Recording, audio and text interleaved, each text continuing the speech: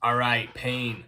Let's talk a little bit about this. I know that this isn't something that people really enjoy talking about.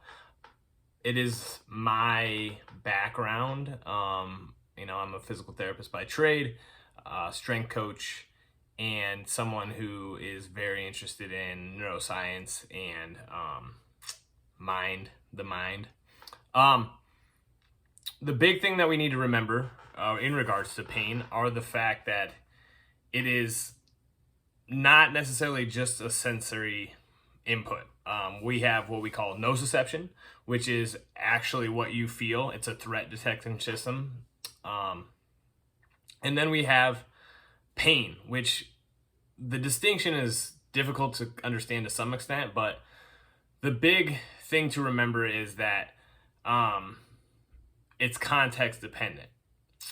This means that, like, when I'm touched by, say, my wife, I accept that experience, right? When a stranger touches me, it's a different experience, right? Well, that's kind of the context that we experience pain um, has profound effects. And the thing that a lot of people mistake in regards to pain is that it is problematic, or that damage has occurred, or that it is by its very nature bad. And I'm going to try to challenge some of those narratives in this quick video, and then try to address how we manage it. So the big thing to remember is that pain is a physical experience. It's a cognitive experience, meaning it's something like anxiety or frustration, where these are things that, like, we spin because of how we're feeling. Humans are interesting because we have feelings about how we feel. And then the final aspect, and it's kind of associated with that, is that it is an emotional experience. We typically are worried about how long the pain will last. And that is most often the problem. If we knew that it was going to end, shortly, or even in a week or two, it wouldn't be that big a deal. But we have the continued experience, and this is what's so problematic about, like, back pain and musculoskeletal pain in general, is that the experience continues, and it kind of starts to box us in. And one of the best things we can do is actually start to move and kind of tease the pain, go into it a little bit, be curious about it, and then continue to assess and move forward. And this is hard for people because we have, to a great extent, been programmed to think pain is bad and that it should be eradicated, or that any pain is problematic. And that's just not the case. It's telling us something, typically something that we can address. It might take a long time to address it, and that's the hard part, but it typically can get better. So when you experience pain, there's three big things to try to address. The first is to try to trace things back to an understanding of what might be going on in your life that could be contributing to it. And this is not a simple movement or a singular cause, but it's also to just look at your life in context and understand how much stress might be going on around you. Are you sleeping? Are you eating? Are you getting the basic physiologic things that we need? And if not, those are great places to start to address just the physiologic issues that arise, okay? Because stress compounds, and that can be a big contributor to how we're feeling. When people are happy and they're doing stuff they enjoy, they don't typically let pain bog them down, okay? The next big piece is to understand that it is a process and that there is no singular fix. We go do things that are like someone is going to, from outside of you, fix your problem. And this is not how things typically work. They may address some of the things, but typically that's based on our belief in the ability to be helped. there's tons of evidence coming out that surgeries, pharmaceuticals, things that tend to address our complicated problems are often more attributable to the fact that we believe that they can be helpful to us. And this is reductionist to some degree, but there is tons of evidence coming out on musculoskeletal surgeries and how most of the effects take so long anyway that it's hard. It's kind of regression to the mean, meaning that the person just kind of believed that the thing was going to get better because they had the surgery and they did the rehab and they took the time.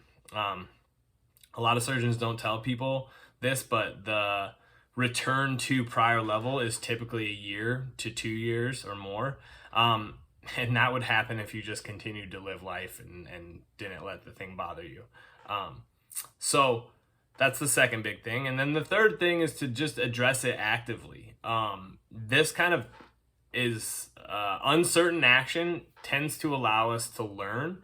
And it addresses the cognitive component because we're not being held back by fear, right? It also will address some of the emotional components by the simple nature that you are doing the best you can, which is hard, and it's something that you have to address internally. And then the other big aspect of just taking action is that there are physical things like you doing the small dose of exercise, of strengthening, of mental work as well, starts to compound over time. And it might take way longer than you want it to. And that's the hard part about life. One of my favorite books is Thinking Fast and Slow by Daniel Kahneman. And he basically demonstrated in that all these psychological experiences that everything we're very bad at estimating how long things will take. We typically underestimate, and it takes 2 to 8 times longer than our simple estimation. So things take longer than we want, and that's the unfortunate problem. And then what happens is people go looking for relief, and they don't find it right away, and they think nothing works. And then bad stuff psychologically sets in. So this is not to say that your pain is not real. It is just saying that we are a complicated organism, and we need to address ourselves from physical, emotional, and cognitive stance, right? And this has been known, and it's been shown in like scientific literature for a long time, but people become hammers. Surgeons become hammers. And when you're a hammer, everything becomes a nail. When you're a physical therapist, everything becomes a nail. When you are a psychologist, people become the nail that you have this tool. And we have to have a lot of tools at our disposal. So when it comes to training with pain or addressing pain, the first thing is to take a step back. Find an entry point for what you can do and what ultimately is an acceptable level of pain for you to work through. Usually like things that are, walking is like one of the best studied exercise interventions for pain because you can do it. And if you allow yourself to just experience pain, it'll start to calm down as you walk. And then you keep moving forward, you build up tolerance, you build up resilience, and those are very good things. The same thing applies for if you have pain while squatting or deadlifting or anything like that. We have to find an entry point, and then we build on that entry point. The real big part of my job when it comes to pain is figuring out the entry point and then helping people make that progress and not letting them get so afraid to get afraid of the fact that they're going to experience some feedback. And it's also helping people understand that this is a process and you can't run away from it. And that going and looking for outside interventions is not necessarily the best route, okay? So please hit me up with questions about this.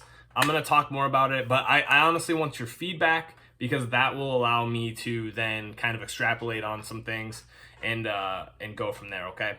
This is something that I'm super passionate about because we spend tons of money and people get terrible results with interventions. I worked in the University of Iowa's hospital for a long time, saw people get back surgeries for low back pain that they would then have a repeated surgery a year later because it didn't work. It didn't fix their problem. And we were still trying to address these complicated issues with simple things like I'm going to cut out a piece of your vertebrae, right? It just doesn't work. So just let me know if this made sense, what could be explained better, and we'll go from there. All right, thanks.